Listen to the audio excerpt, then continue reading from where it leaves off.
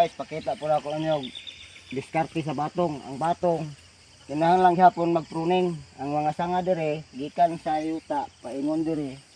Inyo nang kuhaong sanga nang salingsing, pero kining bulak ayaw na kay bubunga man siya. Matag-awan niyo guys, testing lang ni siya.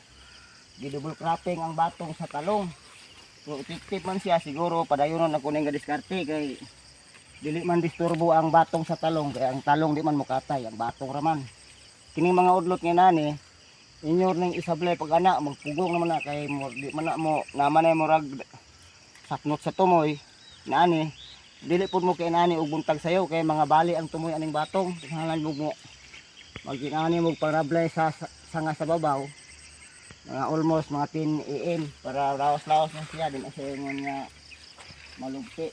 Oh, kaano ani oh. Kinahanglan siya kaon sa lingsing kay istorbo man siya, kaduha po hasol na siya kay dangtag pilak adlaw asa na po sa katay, matagbo na po mo lambot samantalang kuhaon kabuylo pa ang bunga nga nasa ibabaw hasta ang mga salingsing pag dari na nga side dire di na kuhaon kay makaabot naman sa katayan nga ginaani ra po ni diskarte kay palihan man ni dati di ana ni siya para mausa ang katay sa batong, pero magpalihan na po ni baliko na po ni katag. Kini nga salingsing siya nalit na ni pag monitor kay nagpatungo sa kadako sa garden. Inahalang gini siya ginyo siyang badbaron kay di niya badbaron pataka ni sablay ng bunga mati na siya yung mga hawks dal plaplin inyo ginang inaana yang ud niya saling udlot tangawang bunga effective dili siya yung nga hasol harbison kay nagbitay raman.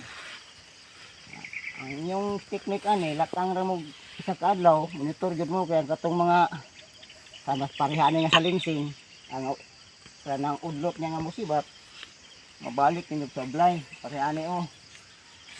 Abiti na ko ani kay kada ka adlaw na katulog ka adlaw diro sa dako na ari kay nagsundo putos talungan sa pikas area kay sa hektarya ni akong talungan ron.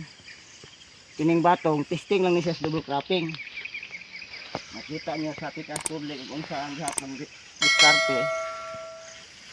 Wala ni kapuno ang batonga mga siguro 200 kapunuan pero mo-harvest kaduha pa ning harvest.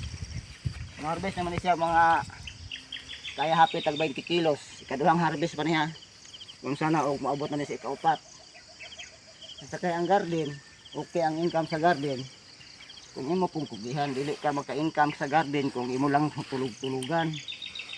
Yang harvest sa batong, kinahanglan lakang ra kanig adlaw.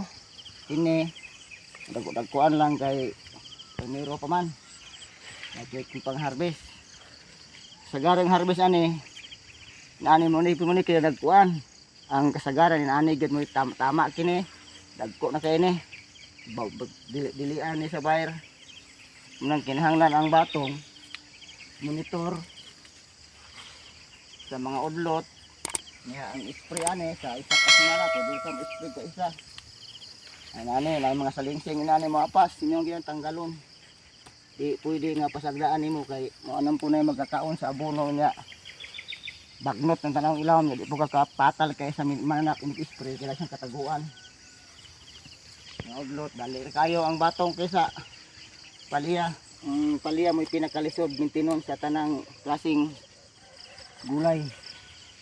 Pero next video na mo ipakita po na ko nyo ang diskarte sa palya unsa ang pagteknik nga dili kay lisod ang pag mintin dili kapoy murag direct ang teknik akong itulo next video gikan sa pag humol pagputos pagtanom pag nagbaging pero di na ko nagabaging sidling ra ang tawag sa kuha kay urang ginalarot ang palya ko sa gitanon pakita ko sa next video karon ang talong palag batong yung nakita marami guys para maka tabang po ninyo kung gusto pa lang mong mag start o garden talong, palya or batong kato sa kalbasa next video itudot ko siya kung saan pagkapon sa kalbasa dili nang ingon nga ibton ito yung punuan sa kalbasa god usa pa may magkaon sa abono ng inyong giibot sa next video na lang magtanong ni kalbasa po.